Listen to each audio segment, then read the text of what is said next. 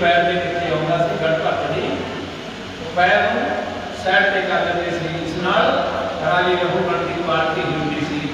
जदों पालकी हिलदी सी उस पालकी के हिलण के प्रभाव नाल राजे के सिर को चोट लगती थी। तां दो तीन वार उस राजे ने कहा कहने भाई तुसीं पालकी ठीक ना करा क्यों नहीं चला रहे। तां कहार कहने लगे कि महाराज जिहड़ा नवां असीं कहार पालकी के नाल लाया ये कहार कदे पैर उधर धरता कदे पैर उधर धरता क्योंकि जड़ भगत ये इस तरह पैर देख के रख रहा सी कि मेरे पैर के नीचे कोई जीव ना आ जाए, कोई मेरे पैर के नीचे जीव ना आ जाए। इस करके वो पैर कदे इधर रखता सी कदे उधर रखता सी। तब जाके राजा कहने लगा मेरी पालकी नीचे उतारो।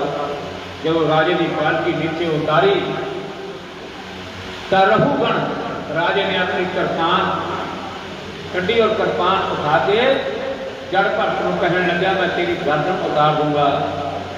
जड़ भगत जी कहने लगी भाई मेरी गर्दन किस तरह उतार देगा, ना तू मेरा राजा और ना मैं तेरी प्रजा, तू मेरी गर्दन किस तरह उतार देगा। जो जड़ भगत ने इन्नी गल कही तो राजा सोचन लग्या भी कुछ न कुछ इस आदमी च है, देखने से भोला लगता है लेकिन इस आदमी के कुछ न कुछ गलबात हैगी। तो रघुगण राजे को कहन लग्या जड़ भगत जी कहना तू अपने गुरु को मिलन वास्ते जा रहा सी, गुरु को मिलन वास्ते जा रहा सी, तू हंकार नाल मिलन वास्ते जा रहा सी। कपल देव तेरे गुरु को मिलन वास्ते चलिया सी कि मैं अपने गुरु को जा रहा है।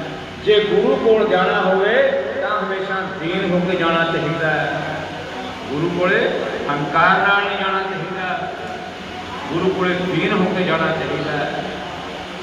गुरु गोबिंद दोहू खड़े काचे लागू पाए बलिहारी गुरु अपने जिन गोविंद दिलो बुलाए।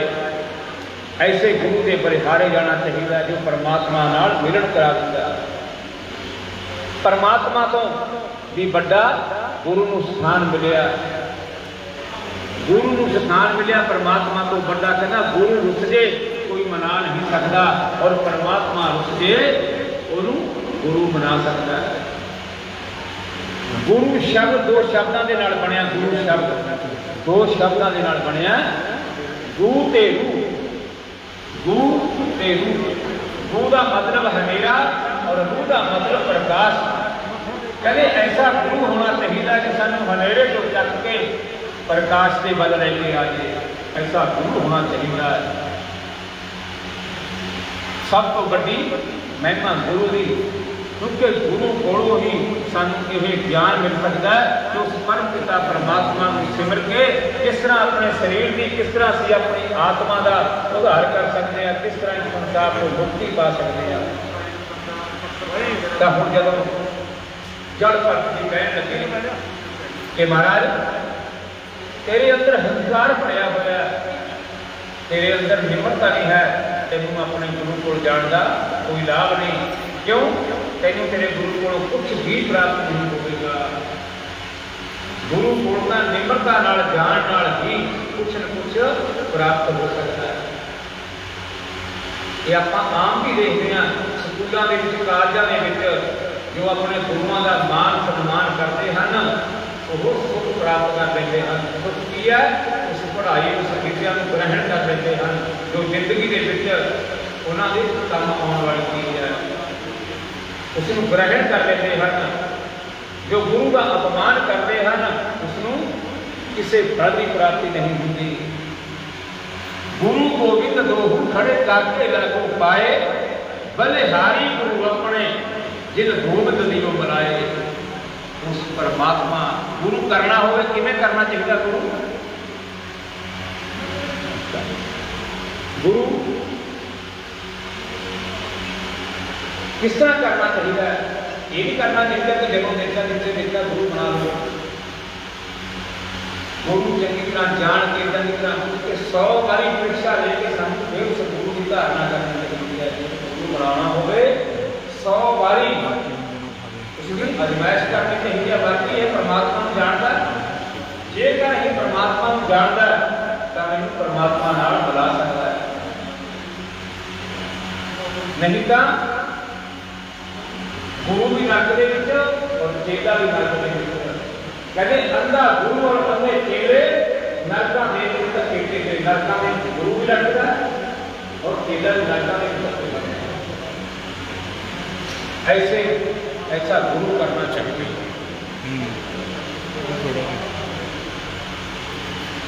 अच्छी बाणी बोलने के लिए साडा मन शुद्ध हो जाए। सवेरे आपां जदों सवेरे बिस्तर तो उठते हैं, देखो कि साढ़े जिंदगी च काम आने वाली चीज़ है, असं सारे ही लोग रात को पै जाते हैं, सौ जाते हैं, तो सवेरे उठते हैं। जदों सवेरे उठते हैं शास्त्र कहते कि सब तो पहला मंजे या बैड पर पैर नीचे रखने तो पहला इस धरती माता को नमस्कार करना चाहिए, प्रणाम करना चाहिए धरती माता को, क्योंकि असीं धरती माता के उपर बुरे भी और चंगे भी दोनों काम करते रहते हैं, पाप भी और पुण्य भी, तो कर्म इस धरती माता से करते हैं। फिर अपने हत्थों में देखना चाहिए, उस परमात्मा को प्रणाम करनी चाहिए, नमस्कार करनी चाहिए। जिस जल देवता वरण देवता कहते हैं पानी में, ख्वाजा जलादी पीर इसमें पानी में चला गया, ये वास होगा इस वरण देवता का। जदों असीं नहाने तां भी सानूं पानी की जरूरत है, सब्जी बनाई तां भी पानी की जरूरत है, और भोजन बनाया तां भी पानी की जरूरत है, और प्यास लगी तां भी पानी की जरूरत है, क्योंकि पानी साडे शरीर के लिए बहुत महत्वपूर्ण है। सानूं असीं पानी पीने आ, लेकिन पानी पीने तो बाद कदे उसका धन्नवाद नहीं किया। असीं पानी पकाया कि थोड़ा जिहा गर्म पानी आ गया गर्मी के विच, है ना, एक घुट भरी चंगा नहीं लग्या, गिलास मारा पिला के ठंडा किवें लेके आया। लेकिन उस पानी की कदर करनी चाहिए, उस पानी को नमस्कार प्रणाम करना चाहिए कि साडे शरीर को चला रहा है।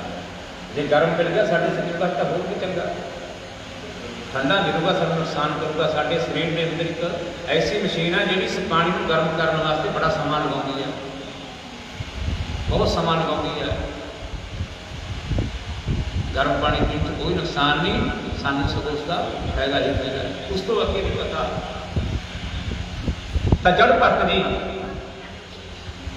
रघुगण राजे कह रहे हैं कि भाई अपने गुरु को जा रहे हैं, तो कपिल मुनि के कोले तेनों ख्याल नहीं मैं अपने गुरु को मिलने वास्ते चलिया, क्योंकि आप अपने आम जीवन के भी देखिए किसी बड़े आदमी को मिलने वास्ते जाइए तो आप हाथ जोड़ के प्रणाम करके भी अंदर बढ़ सकते हैं। कहते ना असीं अंदर आ जाइए, नीवें होंगे थोड़े जिसे ना भी अंदर आ जाइए, पर लेकिन जो चौड़े होकर अंदर बढ़िए तो 2 मिनट तो पहला अगला बाहर कर दो। नीवा होके बड़े नीविया रुखा लगते उच्चा होकर मान ना करिए। सिमत का रुख बहुत लंबा होंगे, बहुत उच्चा होंगे, ना उसकी छाया होंगी है ना कोई फल होंगे, क्योंकि फल किसी काम का नहीं। पंछी आते हैं बड़ी आस करके, सिमल रुख सरैरा, सिंबल रुख सरैरा अति तीर अति मुच, आए जो पंछी आस करे जाए निराशे। जो पंछी आस करके उन्होंने किसी वृक्ष की छाया लवांगे, फल खावांगे, लेकिन उसे कुछ नहीं मिलता, ना छाया ते ना ही फल।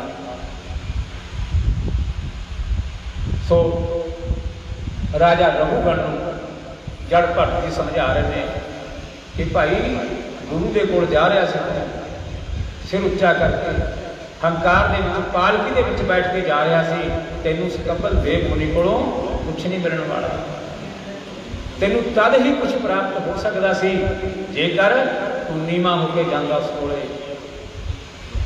कहने लग्या महाराज तुसीं ज्ञान दो, मैं तो अज्ञानी हाँ, मैं कुछ नहीं सी पता, मेरे अंदर हंकार भरिया होया सी। फिर उस रघुगण राजे नूं किने ज्ञान कराया सी? जड़ भरत जी ने। जड़ भरत क्यों कहा जाता सी? जड़ कहा जाता सी मूर्ख नूं, मूर्ख नूं आपां कहांगे जड़, है नी वे जड़ आदमी आ, पर उसनूं परमात्मा का ज्ञान सी, परमात्मा के ज्ञान के मस्त रहते सी, इस करके किसी की गल का बुरा नहीं सी मनते। किसी ने कहता कि मेरा काम करना कर दे भाई, मेरा करना कर दे भाई, उही काम कर देना। खाण नूं तुहानूं कुछ देता खा लिया, पीण नूं कुछ देता पी लिया, ना दिता कुछ ना सी, इस तरह चले जाते सी। उसनूं लोगों ने जड़ कहना शुरू करता सी, जड़ भरत। भारत का नाम से जो साढ़े देश का नाम पिया होया, भारत देश नाम पिया होया, उस भारत राजे तो ही पिया होया। 3 ਵਾਰੀ जन्म लिया इस भरत ने, 3 वारी। सब तो पहला राजे रिष्पदेव का बेटा, उस तो बाद मिर्ग जूनी के नाल प्रेम किया, मिर्ग का बच्चा बन गया। उस तो बाद फिर ब्राह्मण के घरे जन्म होया। उस परमात्मा की ऐसी दया मेहर रही कि उसका फिर वही नाम भरत पैदा रहा। प्रसिद्ध होने के कारण इस देश का नाम भरत हो गया। सो असी जे हंकार नाल कई बार आप मंदिर जाने, गुरुद्वारे जाने, कई बार कोई दरवाजा नीवा होंदा है ना। पहला जो दरवाजे बनते सी बहुत नीवे होंदे सी, तो नीवे दरवाजे के विच झुक के जाते सी, काफ़ी नीवे हो गए। क्यों जाते सी? उच्चा होना हंकार है और झुकना निमरता, कि बंदा इत्थे आके इस दरवाजे के विच नीवा होकर अंदर बढ़े। जो नीवा होकर बढ़ूगा तो हंकार बाहर रह जाऊगा, हंकार नहीं अंदर रहूगा। हंकार ही उस परमात्मा की खुराक है। जब किसी ने भी हंकार हो गया, रावण को हंकार होया सी, रावण को हंकार होया, कंस को हंकार होया, हिरण्यकश्यप ते हिरणाक्ष को हंकार होया। इन्हां दा हंकार समाप्त करने वास्ते कौन आए सी? खुद भगवान अवतार लेके आए सी। हंकार की सफाई उन्होंने की। भगवान की खुराक ही हंकार है। भगवान किसी का भोजन खाते नहीं, किसी का पानी ग्रहण नहीं करते, लेकिन सिर्फ की हंकार है इन्हां दी खुराक की है? हंकार। हंकार सानू बिल्कुल नहीं करना चाहिए, प्रेम भावना करनी चाहिए है। साडे स्वर्गीय श्री देवी लाल जी जिन्हों का मैं 4-5 दिनों तो लगातार पाठ कर रही सी, तो वैसे भी मैं मेरे ख्याल 3-4 बार इन्हों, क्योंकि मेरा पिंड नाल लग पिंड पैंदा, लग पिंडा मेरा नेड़े फगड़ माजरे चौंकी के नेड़े पैंदा। तो उस पिंड के विचों मैं कई बार लगना, जो मैं कई बार उत्थे आना मेरे को मास्क ना होना, जो मेरे को मास्क, क्योंकि मेरा बेटा कोर्ट च क्लर्क है, मैं कई बार छड्डण जांदा सी उन्हां नूं फगड़ माजरे। तो जो मेरे को मास्क ना होना, मैं कई बार सोचना भी पुलिस बैठी है सामने, पर अपने आप गलती च मास्क नहीं आता कोई। मैं अपने बेटे को कह देना भी तू मैं कर, इतों चला जाके कि मैं नहीं अगे जाना, क्योंकि डर रखना चाहिए अंदर, ये डर रखना चाहिए। नहीं सानू सारिਆਂ पता भी फिर बनता की है। साडे अंदर डर पैदा होना चाहिए, जो असूल है सानू धारण करना चाहिए, कभी गलती नहीं करनी चाहिए। मैं इन्होंने बैठे 3-4 बारी उस जगह पर देखा सी, जो मैं फोटो देखी इन्हों की कल या परसों पता नहीं शायद कल देखी सी, उस वेले भी मैं इन्हों के परिवार को कहा कि मैं इन्होंने कई बार देखा भी बड़े वधिया बंदे सी। मैं कई बार वैसे लंघिया, पर मैनू तकरीबन खास करके शायद उन्हें फगड़ माजरे की कोर्स मैंने पता नहीं, पर मैं बड़ा धन्यवाद करता उन्होंने, बड़ी उन्होंने तारीफ करता, क्योंकि उत्थे जो मुलाजिम बैठते हैं आम पब्लिक को कदे मैं कदे भी नहीं देखे भी किसी को तंग किया हो। पर साडा फर्ज की बनता है, साडा जिहड़ा फर्ज की बनता है, उन्हों का सत्कार करना, उन्हों का साथ देना, ये साडा फर्ज बनता है। जो मर्यादा इसमें भंग करांगे फिर आप खुद ही दुख पावांगे।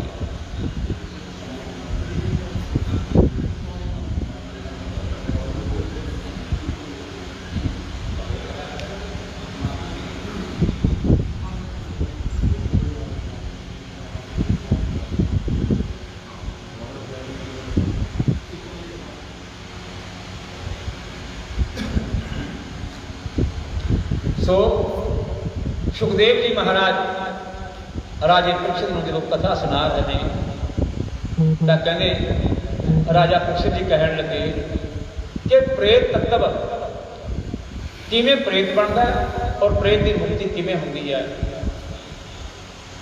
तो सुखदेव जी महाराज कहते कि भाई तुंगभद्रा नदी के किनारे ते एक सर्वोत्तम नाम का नगर बसिया होया सी।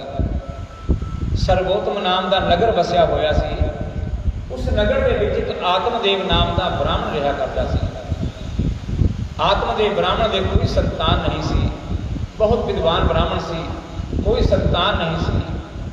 जदों कोई संतान नहीं सी तो उस ब्राह्मण का मन बड़ा दुखी रहता सी, क्योंकि जो उसकी पत्नी सी वो बड़ी कला कलेश करने वाली सी, वधिया सुभाअ दी नहीं सी, चंगे सुभाअ दी नहीं सी, कलेश करने वाली पत्नी सी। इस करके बड़ा दुखी सी कि मेरे संतान भी नहीं है और दूसरा मेरी पत्नी तो मैं बड़ा दुखी हाँ।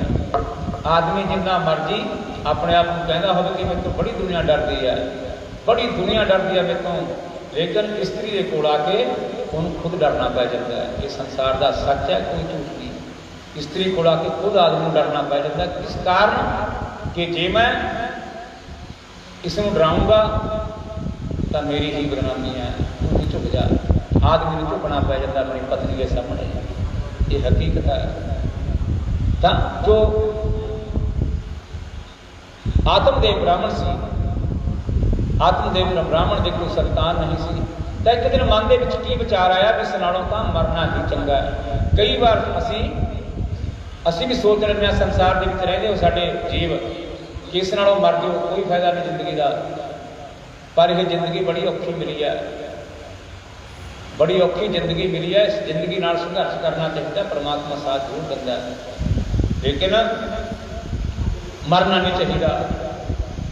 मरना तो उदों ही है जो परमात्मा ने साडे श्वासां रूपी पूंजी को पूर्ण करता, उदों साडे सब ने मर जाना संसार से। तो आत्मदेव ब्राह्मण ने की करिया, जंगल के विच आके लकड़ियां इकट्ठियां कीतियां, पिपल दी लकड़ियां इकट्ठियां करके चिखा बना के अपनी आत्म हत्या करने दे विचार मन के अंदर धारण कर ले। श्री गुरु ग्रंथ साहब के विच लिखिया, आत्मघाती महापापी, आत्मा का घात करने वाला सब तो बड़ा पापी होता है। तो आत्मदेव ब्राह्मण जी जो आत्महत्या करने के लिए तैयार हो गए, मैं एक सन्यासी साधु आ गए। जो सन्यासी साधु आ गए, सन्यासी साधु आए तो साधु को प्रणाम किया, प्रणाम करके कहन लगे महाराज,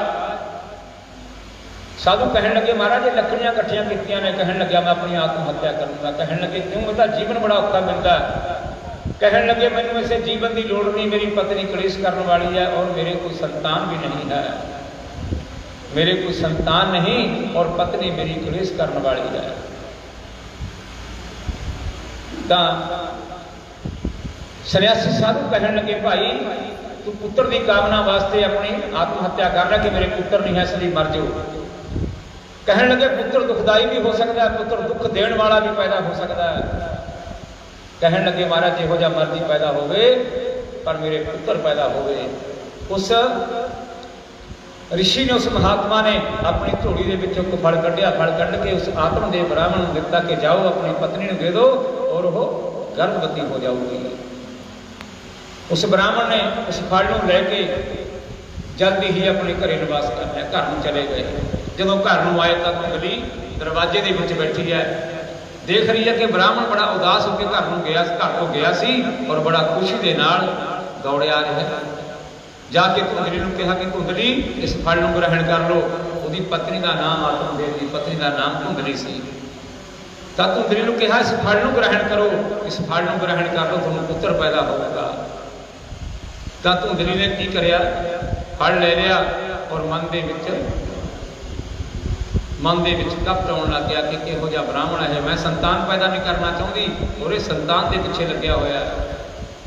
उसने फल लेके एक जगह पर रख लिया, उदास हुई बैठी है। ब्राह्मण चला गया, इतने उसकी सहेली आ गई जिसनों भैन भी समझा जाता सी। वो आ गई, उसकी भैन कहन लगी भैन तू क्यों उदास बैठी है। कहन लगी मेरे पति ने मैनू कोई फल लिया के दिया, तेरी संतान हो जाऊगी, पर मैं तेन पता संतान पैदा नहीं करना चाहती। कहन लगी तू घबरा ना, मैनू 1 महीने का गर्भ है, जो संतान मेरे पैदा होगी मैं तेरी झोली च पा दूंगी, तू कहूँ संतान पैदा करनी है। कहन लगी जो ब्राह्मण फल दे दूंगा इसका की करा, कहते तेरे गऊ खड़ी है घरे, इसनू पा दे। 6 साल तो उस ब्राह्मण के घर एक गऊ खड़ी सी, जो 6 साल तो मुड़ के उसने कदे दुध नहीं सी दिया। ऐसे कर्म माड़े से उस ब्राह्मण दे उस गऊ की खुली के उस टोकरी के उस फल को पा दिता गया और गऊ ने उस फल को ग्रहण किया।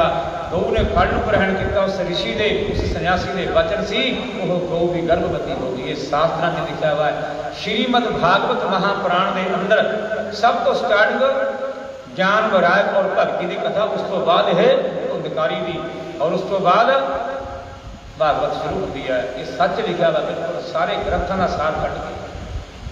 तो की होया, कुछ समय बाद जो उसकी भैन के कोल आया करती, पुत्र पैदा हो गया और पुत्र वो ब्राह्मण की झोली के विच पाया गया। ब्राह्मण का जो धन कमाया हुआ सी उसकी झोली च पाया गया, सौदा हो गया। हुण जो भैन सी उसकी वो निंदिया और चुगली हमेशा सुनती होंदी सी कि माड़े विचार धुंधली दे भी सी। उस बालक को अपने को रखा और पति को कहन लगी, महाराज मेरी भैन का एक पुत्र सी होया सी, वो मर गया और मेरे दुध नहीं उतरता, जे मैं उसमें रख के दुध पिला दिया करा कोई गनाह था नहीं। कहन लग्या जिस तरह तेरी इच्छा है उस तरह करो। उस ब्राह्मण को यह सी कि जिस भी यह हिसाब से खुश रहती है उस हिसाब से रख। कहन लगी नहीं मैं तेरी मर्जी। उसने उस भैन को कोले रखा, उस पुत्र का पालन पोषण कराया, वह नाम रखा धुंधकारी। धुंधली ने नाम रखा धुंधकारी। इन्हें की होया परमात्मा की ऐसी अपार कृपा हुई, उस गऊ को पुत्र पैदा हो गया, मनुष्य का शरीर और उपरला हिस्सा कन्न गऊ वर्गे, गऊ वर्गे कन्न ते शरीर मनुष्य का पैदा होया। और उस तो बाद उसका नाम रखा उस ब्राह्मण ने गऊकरण। गऊकरण उसका नाम रखा। गऊकरण से उस धुंधकारी को दोनों स्कूल के पढ़ने के लिए पाया गया। गऊकरण ने अपने गुरुओं को शिक्षा प्राप्त की कि जिहड़ा धुंधकारी सी वो अपने गुरुओं का सन्मान नहीं सी करता, गुरुओं का सन्मान नहीं सी करता। और गऊकरण जी ने अपने गुरु का मान सन्मान करना, विद्या ग्रहण की। और विद्या ग्रहण करने तो बाद जो धुंधकारी सी मदरा पान करन लग गया। जे किसी आदमी का किसी मनुष्य का पुत्र नशा करन लग जाए तो माँ बाप के कुछ नहीं रहिंदा। अपने छोटे बच्चे को लैके अगर माता पिता मंदिर गुरुद्वारे किते भी जाते हो, चंगी जगह से जाते हो, चंगी जगह से छोटे बालक को जाना चाहिए कि उसनों अगे वास्ते भी उसकी आदत बन जाए कि यह माड़ी जगह से ना बैठे और ना ही माड़े का संग करे। माड़े का संग कराया वा तो रंग जरूर चढ़ता होंदा है, चंगे का संग करांगे तो चंगे का रंग जरूर चढ़ूगा। तो वह बालक शराब पीण लग गया जो धुंधकारी सी उस आत्मदेव ब्राह्मण का लड़का।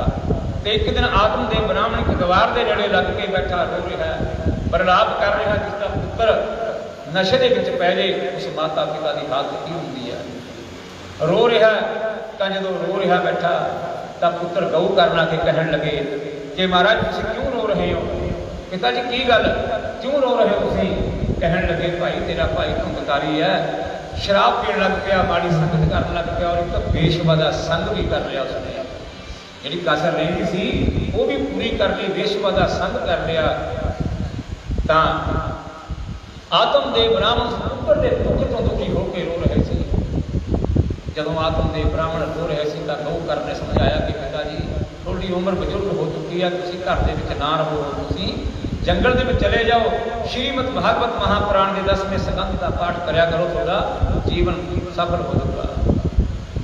आत्मदेव ब्राह्मण ने अपने पुत्र की गल मन के जंगल के जाके श्रीमद भागवत महापुराण की जो कथा सी उसको पढ़ना शुरू कर दिता।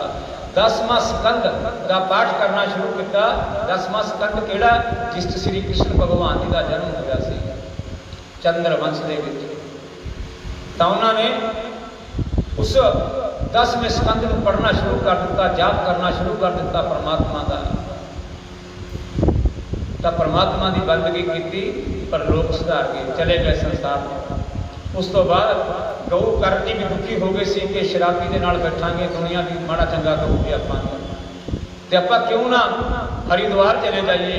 हरिद्वार जाके अपने पिता के निमित्त पिंडदान क्रिया करवाई, पाठ पूजा करवाया है जी। तो उस तो बाद की होया जिहड़ा गऊ का धुंधकारी सी, धुंधकारी ने 5 वेश्वा का संग कर लिया। 5 वेश्वा का संग कर लिया तो धुंधकारी ने अपने मकान की कड़ी काट चक के सारा कुछ बेचता क्योंकि पिता का कोई डर नहीं रहा, मां को डर दे रही सी। तो एक दिन धुंधली के कोल आया। धुंधली कौन सी? उसकी माता। अपनी माता धुंधली के कोल आया कि माता मैनू पैसे चाहिए, मैं मदरा पीनी है। कहने लगी मेरे को कोई पैसा नहीं। केस पकड़ के अपनी माता के एक मुख से चपेड़ मारी। तो इस संसार के अंदर एक पुत्र अपनी माता के ऊपर हथ चक लवे, एक चपेड़ मार दे तो वह माता छूंदी ही मर जाती है। कुछ नहीं रहना उस माता के अंदर, उस पिता के अंदर जेकर पुत्र मुख से चपेड़ मार दे, कुछ नहीं रहना। तो बड़ी रोई और फिर बार बार उस पति को याद कर दिया जिस पति का संग नहीं कराया उन्हें, क्योंकि पति आत्मदेव ब्राह्मण बड़ा अच्छा ब्राह्मण सी, पर उसका संग नहीं कराया, उसका कहना नहीं मन्निया। जो कहना नहीं किसी का मनता, सानू कोई शिक्षा दे रहा है उस गल को सुनो, सुनने तो बाद आप झट कट लो कि चंगी है कि माड़ी है, फिर ग्रहण कर लो कि चंगी है ग्रहण कर लो, माड़ी है छड़ दो। तो उस तो बाद की होया, उस धुंधली ने जो देखा कि ये हम रोज़ पैसे मंगूगा, पैसे खत्म कर चुकिया ब्राह्मण के कमाए हो सारे, क्योंकि साड़ी जी कमाई होती है ब्राह्मणों की बड़ी कठिन होती है जी। 6-6 घंटे बैठ के सारे जग दिता होंगे तो असं दक्षिणा करने जाके 6-6 घंटे लगातार नहीं इस परिवार के बैठ के किया, अपने देवी लाल जी की आत्मा के किया साने। तो सानू पता, इन्हों पता कि हाँ बाकी किस टाइम रोटी खाते सी, किस टाइम की आराम करते सी, फिर आके दोबारा बैठ जाते थे। ये बड़ी कठिन कमाई होती है, ऐसी कमाई को देख के वरतना चाहिए। सो की होया, तो आत्मदेव ब्राह्मण जी नू याद कर रही है कि आप तो मर गया तो मेरे वास्ते स्यापा छेड़ के चला गया। क्योंकि जो पत्नी शिक्षा की है, जो पति है पत्नी का, पत्नी नू अपने पति का सत्कार करना चाहिए। सब तो वध की तो उस परमात्मा को भी वध अपने पति का सत्कार करना चाहिए है। जो स्त्री अपने पति का सत्कार करती है उसका परमात्मा भी सत्कार करते हैं, अपने शास्त्रा में लिखा हुआ है। जो पति का सत्कार नहीं करती उन्होंने किहड़ी जुन्नी मिलती है, जून की जुन्नी के पैंदी है। जो पति के नाल झगड़ा करती है जून की जुन्नी मिलती है। जो सस सहुरे गाला कटती है उन्होंने किहड़ी जुन्नी मिलती है, जोग की, जो चिक्कड़ के जोग होती है। एक मैं होर समझानी चाहूँगा गल, जदों आदमी मरदा, कोई भी आदमी मरदा तो असीं की करते हैं, संस्कार करा के आते हैं। असीं जिहड़े पिंड के लोग होंगे उत्थे रहण वाले भी असीं जाके उस परिवार के विच असीं बैठ जाते हैं, भोजन करते हैं। भोजन बनाया होंदा रिश्तेदार सगे संबंधियों के लिए बाहर ले आउणगे भी बंदा भुखा प्यासा आउंदा, चल भोजन करके चला जाऊगा। पर असीं लोग भी इकट्ठे होकर बैठ जाते हैं, बच्चे थाली लै लें, सानू भी पा दो जी भोजन, कित्थे खा लांगे संगे। पर शास्त्र की कहते हैं, श्री गरम पुराण की लिखा, जो मरण वाले दिन भोजन करता है उसनूं कुत्ते की जून मिलती है, कुत्ते की जून। क्योंकि कुत्ते की जून एक ऐसी जून है जिस जगह से अन्न भोजन कुछ भी चीज़ पई हो उत्थे मुँह मार लेना है। असी ब्राह्मण उदों तक जल भी नहीं ग्रहण करते उस घर का जदों तक क्रिया नहीं हो जाती, पिंड नहीं मिलाए जाते। पिंड मिलाने का मतलब पता की है, जिमें देवी लाल जी, कोई भी मनुख मरदा सब तो पहला प्रेत बनता है, सब तो पहला वो प्रेत बनता, प्रेत तो बाद ही वो पितरां दे विच मिलाया जाता है। 3 पिंड मिलाए जाते हैं, जो भेवे मलवाने 3 पिंड, एक पिंड के विचों कट मारिया जाता। शास्त्रां दे विच पिछले समय के सोने नाल कट्टिया जाता सी, सोने की सलाई के नाल। अज एक दब के नाल कट्टिया जाता है, दब भी ना हो तो सिक्के नाल कट दिंदे आ। फिर वो पिंड मिलाए जाते हैं कि यह प्रेत जुनी तो पितरां दे विच शामिल हो गए। कहने पुत्र का दिता होया कोई भी दान उसनूं प्राप्त नहीं होता जदों तक पिंड ना मिलाए जाते। उन्हें शास्त्र च लिखा वा बकायदा, जिन्होंने पिंड दान से तलांजलि नहीं मिलती करोड़ों साल तक भी वो प्रेत जुनी भोगते हैं। ये श्री गरुड़ पुराण के लिखा होया, मैं कोलों नहीं कह रहा। सो थोड़ी जी कथा रह गई अगे दी। तो धुंधकारी सी जो 5 वेशवा का संग किया, तो 5 वेशवा उन्होंने तंग करदियां सी कि पैसे कमाओ, फ्री च कोई नहीं रोटी दिंदा, जे कुछ करांगे तो पैसे देवांगे तो कुछ सानूं खाण नूं मिलूगा, तो नहीं घर दे विच भी सानूं रोटी नहीं मिलती जेकर कुछ नहीं कमा के देंगे। माँ बाप कहते तेरा जम नहीं प्यारा, तेरा कम प्यारा है। तो की होया, हुण धुंधली ने सोचा कि पति दे मर गए और ये मैनूं मार दूगा, किस तरह ही क्यों ना इस खूह दे छाल मार के अपनी आत्म हत्या कर लो। धुंधली ने खूह दे छाल मारी, आत्म हत्या की, धुंधली मर गई। धुंधली मर गई तो 5 वेशवा का संग किया हुआ सी उस धुंधकारी ने, 5 वेशवा का संग किया हुआ सी। ते 5 वेशवा ने जो धुंधकारी को मजबूर किया तो बहुत बड़े एक शाहूकार के राजे ने जाके घरे चोरी की। तो जो चोरी की तो चोरी के बहुत बड़ा माल हथ लग गया। जो बहुत बड़ा माल हथ लग गया ਤਾਂ ਵੇਸ਼ਵਾ ਨੇ ਕਿਹਾ ਕਿ ਇਹ ਸ਼ਰਾਬੀ ਆਦਮੀ ਹੈ, ਇਹਨੇ ਕਿਸੇ ਪਾਸੇ ਜੇ ਭੌਂਕਤਾ ਤਾਂ ਆਪਾਂ ਫਸ ਜਾਾਂਗੇ ਔਰ ਸਾਰੀ ਉਮਰ ਜੇਲ੍ਹ ਦੇ ਵਿੱਚ ਚੱਕੀ ਪਿਸਣੀ ਪਊਗੀ ਬੈਠ ਕੇ। ਫਿਰ ਕਹਿੰਦੇ ਕੀ ਕੀਤਾ ਜਾਵੇ? ਕਹਿਣ ਲੱਗੇ ਇਸ ਨੂੰ ਗੱਡੀ ਚੜਾ ਦਿਓ, ਮਾਰ ਦਿਓ, ਇਸ ਨੂੰ ਮਾਰ ਦਾਂਗੇ, ਸਾਰਾ ਸਿਆਪਾ ਮੁੱਕ ਜਾਊਗਾ। ਹੁਣ ਧੁੰਦਕਾਰੀ ਜਦੋਂ ਸ਼ਰਾਬ ਪੀ ਕੇ ਮਧਰਾ ਪੀ ਕੇ ਆਪਣੇ ਘਰ ਦੇ ਅੰਦਰ ਵੜਿਆ ਤਾਂ ਇੱਕ ਮੰਜੀ ਪਈ ਸੀ, ਚਾਰ ਪਾਈ ਕਹਿੰਦੇ ਜਿਹਨੂੰ ਆਪਾਂ ਮੰਜੀ, ਉਸ ਚਾਰ ਪਾਈ ਦੇ ਉੱਪਰ ਆ ਕੇ ਧੁੰਦਕਾਰੀ ਪੈ ਗਿਆ। ਮਧਰਾ ਦੇ ਵਿੱਚ ਧੁੱਤ ਹੋਇਆ ਵਾ। ਜਦੋਂ ਧੁੰਦਕਾਰੀ ਪੈ ਗਿਆ ਤਾਂ ਧੁੰਦਕਾਰੀ ਦੇ ਪਏ ਦੇ ਆ ਦੋਨੇ ਹੱਥ ਬੰਨ੍ਹ, ਇਸ ਤਰ੍ਹਾਂ ਦੋਨੇ ਹੱਥ ਬੰਨੇ ਗਏ ਔਰ ਦੋਨੇ ਪੈਰ ਬੰਨੇ ਗਏ। ਉਸ ਤੋਂ ਬਾਅਦ ਵੇਸ਼ਵਾ ਨੇ ਗਲੇ ਦੇ ਵਿੱਚ ਰੱਸੀ ਪਾਈ, ਬੜੀ ਜ਼ੋਰ ਨਾਲ ਕੁੱਟਿਆ, ਲੇਕਿਨ ਧੁੰਦਕਾਰੀ ਦੀ ਮੌਤ ਨਾ ਹੋਈ, ਕਿਉਂਕਿ ਧੁੰਦਕਾਰੀ ਨੇ ਬੜੇ ਪਾਪ ਕੀਤੇ ਹੋਏ ਸੀ। ਜਿਹਨੇ ਜ਼ਿਆਦਾ ਪਾਪ ਕੀਤੇ ਹੋਏ ਹੋਣਗੇ ਜਲਦੀ ਮੌਤ ਨਹੀਂ ਹੁੰਦੀ। ਪਰਿਵਾਰ ਵੀ, ਉਹ ਖੁਦ ਆਪ ਵੀ ਮੌਤ ਮੰਗਦਾ ਹੋਊਗਾ ਉਹ ਜੀਵ, ਲੇਕਿਨ ਮੌਤ ਨਹੀਂ ਹੁੰਦੀ ਕਦੇ। ਤਾਂ ਧੁੰਦਕਾਰੀ ਨੇ ਬੜੇ ਪਾਪ ਕੀਤੇ ਹੋਏ ਸੀ, ਰੱਸੀ ਨਾਲ ਗਲਾ ਘੋਟਣ ਤੇ ਵੀ ਧੁੰਦਕਾਰੀ ਨਾ ਮਰਿਆ। ਉਸ ਤੋਂ ਬਾਅਦ ਕੀ ਕੀਤਾ ਗਿਆ? ਅੱਗ ਦੇ ਅੰਗਿਆਰ, ਸ਼੍ਰੀਮਦ ਭਾਗਵਤ ਮਹਾਪੁਰਾਣ 'ਚ ਲਿਖਿਆ ਕਿ ਅੱਗ ਦੇ ਲੱਕੜੀ ਦੇ ਅੰਗਿਆਰ ਉਸ ਧੁੰਦਕਾਰੀ ਦੇ ਮੁਖ ਵਿੱਚ ਪਾਏ ਗਏ, ਮੂੰਹ ਦੇ ਵਿੱਚ ਪਾਏ ਗਏ ਔਰ ਮੂੰਹ ਦੇ ਵਿੱਚ ਪਾ ਕੇ ਐਸੀ ਦੁਰਦਸ਼ਾ ਦੇ ਨਾਲ ਉਸਦੀ ਮੌਤ ਕੀਤੀ ਗਈ, ਉਸਨੂੰ ਮਾਰਿਆ ਗਿਆ ਔਰ ਧੁੰਦਕਾਰੀ ਬੜਾ ਮਹਾਪ੍ਰੇਤ ਬਣ ਗਿਆ। ਕਿਉਂ?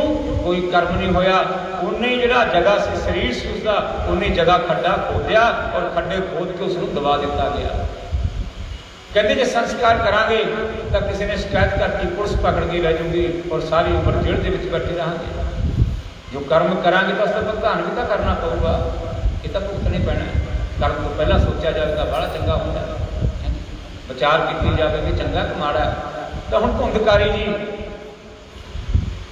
ਜ਼ਮੀਨ ਦੇ ਵਿੱਚ ਦਬਾ ਦਿੱਤੇ ਗਏ ਤਾਂ ਧੁੰਦਕਾਰੀ ਮਹਾਪ੍ਰੇਤ ਬਣ ਕੇ ਰੂਪ ਬਦਲ ਕੇ ਫਿਰਨ ਲੱਗ ਗਿਆ। ਕਦੇ ਭਰਿੰਡਾ, ਕਦੇ ਦੁਬਈਏ, ਕਦੇ ਊਂਠ, ਕਦੇ ਕੁਛ ਪਿੰਡ ਵਾਲਿਆਂ ਨੂੰ ਤੰਗ ਲਾ ਕੇ ਕਰਨ। ਜਦੋਂ ਪਿੰਡ ਵਾਲਿਆਂ ਨੂੰ ਤੰਗ ਲਾ ਕੇ ਕਰਨ ਨਾ ਹਰਿਦੁਆਰ ਜਾ ਕੇ ਪਿੰਡ ਵਾਲਿਆਂ ਨੇ ਗਊ ਕਰਨ ਨੂੰ ਕਿਹਾ ਕਿ ਭਾਈ ਆਪਣੇ ਭਾਈ ਦੇ ਨਿਮਿਤ ਕੁਛ ਕਰੋ ਕਿ ਇਹ ਬੜਾ ਸਾਨੂੰ ਪਰੇਸ਼ਾਨ ਕਰ ਰਿਹਾ।